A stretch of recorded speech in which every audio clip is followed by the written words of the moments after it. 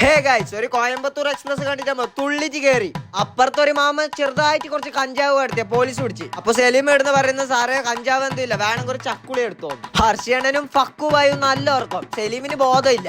കോയമ്പത്തൂർ എത്തിച്ച് നമ്മ നേരെ ബോച്ചന്റെ ട്രെയിനിൽ ചായ കുടിക്കാൻ പോയി. ബോച്ചന്റെ ചായ പീടിയൊക്കെ പോയിട്ട് ഫ്ലെക്സിൽ കുറെ ചായ എല്ലാം ഉണ്ടെങ്കിലും ആടെ ഉണക്ക് ദോശ മാത്രമേ ഉള്ളൂ. അതിനോണ്ട് അത് തിന്നാത്ത നമ്മാടുന്ന് വന്നു. പിന്നെ ഇപ്പുറത്ത് കയറിട്ട് ഒരു പൂരി നിന്ന്. അപ്പോഴത്തേക്ക് പോര സൈമ കുറച്ചും കൂടി എന്ന് പറഞ്ഞിട്ട് 2 വട ഇറക്കി. നിങ്ങൾ വട എടുത്തേക്ക് ഞാൻ മസാല ദോശ എടുക്കുന്നു പറഞ്ഞിട്ട് അർച്ചയാണ് മസാല ദോശ എടുത്ത്.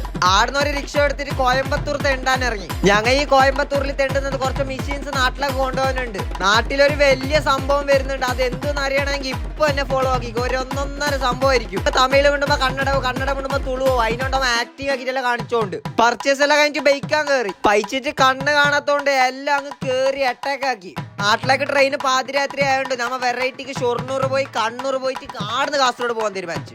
ഷൊർണൂർ റെയിൽവേ സ്റ്റേഷൻ കണ്ടിട്ട് വൈബായി. ആ വൈബിൽ ഒരു മസാല ദോശ തിന്നു. ബയക്ക് ട്രെയിന് കയറി കണ്ണൂരിലേക്ക്. എല്ലാത്തിനും ഊപ്പാട് പോയി. കണ്ണൂർ എത്തിയപ്പോ സെലിമിയുടെ ഏതോ മാമന്റെ പെട്ടിയും പുറത്തോണ്ട് പോകുന്നു. അങ്ങനെ ആ പെട്ടി പുറത്തെ ക്ഷീണം മാറ്റാൻ വേണ്ടിട്ട് ഒരു ജ്യൂസും ഫ്രൈഡ് റൈസും കുറച്ച് തിന്നു. അങ്ങനെ അതൊന്നും എനിക്ക് ബയ്യൊക്കെ ട്രെയിൻ കയറ്റി കാസർഗോഡ് എത്തി. അപ്പൊ ഒരു വൈബ് സാധനം വരുന്നുണ്ട് ഗൈസ്. അപ്പൊ അത് എന്തെന്ന് അറിയണമെങ്കിൽ ഇപ്പൊ തന്നെ ഫോളോ ആക്കിക്കോ. ഒരു വൈബ് സാധനം.